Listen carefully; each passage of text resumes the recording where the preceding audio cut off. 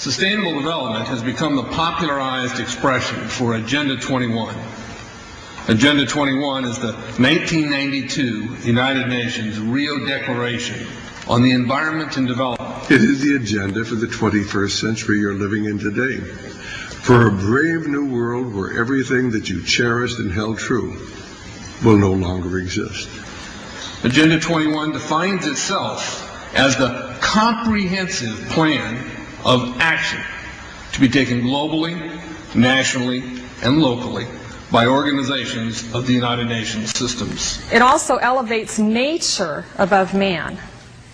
And it contains something called the precautionary principle, where basically you're guilty until you're proven innocent. Sustainable development is the philosophy designed to bring human beings across the globe under the full control of a narrow human elite. It's a 40-chapter document to basically control the world. It's based entirely on socialist control mechanisms. Sustainable developers have designed a global movement coordinated through a global to local action plan to create world government in accordance with certain objectives. These objectives include an end to national sovereignty, the abolition of private property, the restructure of the family unit, and increasing limitations and restrictions on mobility and individual opportunity. The green goal includes the listings of what's not sustainable. A couple of the examples include private property. 728 lists fossil fuels. Golf courses and ski lodges are not. Consumerism. Irrigation is not sustainable. Paved roads. Commercial agriculture. Herbicides, pesticides. Elsewhere, it lists farmlands, pastures, grazing of livestock. And the family unit.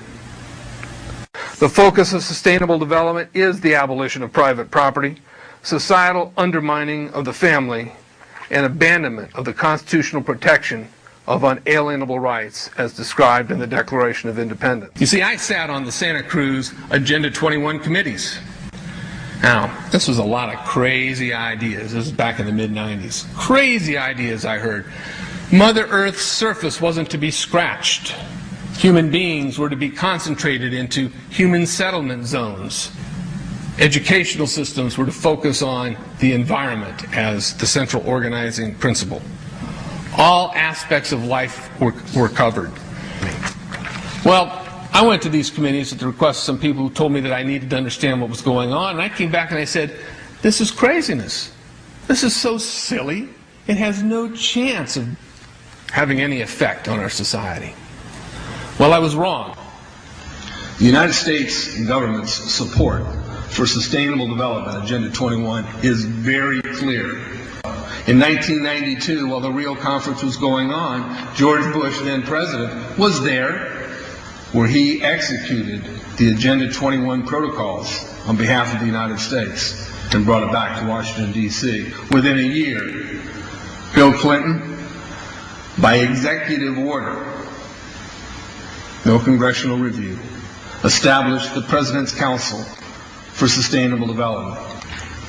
In Santa Cruz, we've got a 2-lane freeway system. We need 4, but what we're getting is hundreds of millions of dollars of federal money to take a dilapidated rail line that Southern Pacific wants to put in the hands of somebody else so that a commuter line can be built along the railroad track. That'll be followed by 14-story buildings where people will live and stack them and pack them units, where developers, or so-called sustainable developers, will build these high rises with federal dollars. In fact, Santa Cruz has received a $300 million federal grant to build the first 3,000 of these stack them and pack them units. The County Board of Supervisors has said, if you are a sustainable developer, you're immune from any construction defect liability. It's a partnership between selected developers building this new world order and the government using the American taxpayer dollars in order to do it. This is a map of the Wildlands Project. To explain the map, the red are areas that are to be off limits to human beings. No resource development, No human activity. If you live there, you won't. The yellow areas are the areas for major control of all human activity. If you live there, you won't. The black areas, the black dots, are the smart growth zones. That's where human beings are to be stacked and packed in small living units along rail tracks. The Smart Growth Program ultimately has jobs assigned and children cared for by the state. The question has been asked many times how the people who are perpetrating these things expect to do this and make it last. And the answer to that is that you steal a generation of children and you indoctrinate them so that they accept these ideas and they become global citizens in the coming global village. UNESCO came out and declared 2005 to 2015 the decade of education for sustainable development.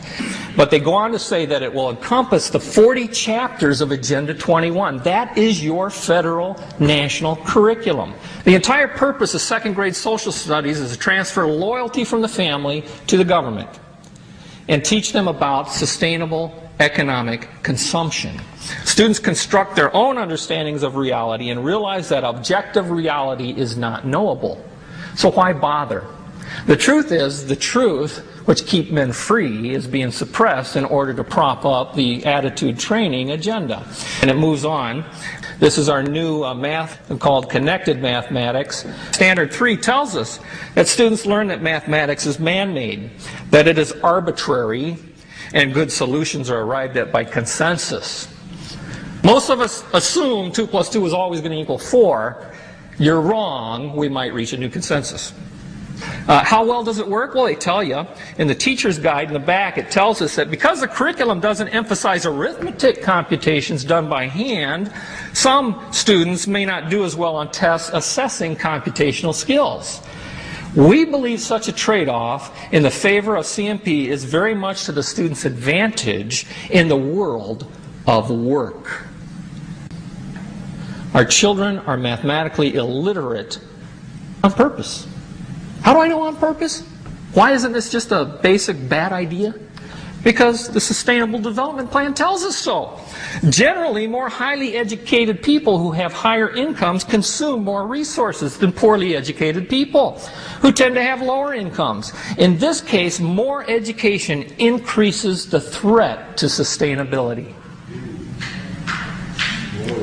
Charlotte Iserby, I owe you an apology. I did not believe for the longest time it was a deliberate dumbing down. I thought the dumbing down was a natural consequence of a bad idea. Folks, it's deliberate. It's deliberate. The sustainable globalist goal is the orchestration of a planned fall of American principles, values, and lifestyles. The effect on the average American will be devastating. With modernizing technology, the ordinary person will live without independence, privacy, or substantive rights. Another press conference that I attended was the ICLE group, the International Committee for Local Environmental Initiatives. It helps in the implementation of Agenda 21 in all of our local communities. And one of the speakers was a Harvey Reuven, who happens to be the vice chair of ICLE. And I asked him about the correlative rights that Americans derive from the United States Constitution and the Bill of Rights. And that, of course, is your individual liberties, your private property, your freedom of speech. I asked about it clashing with Agenda 21. And you know what his response was? Individual rights must take a back seat to the collective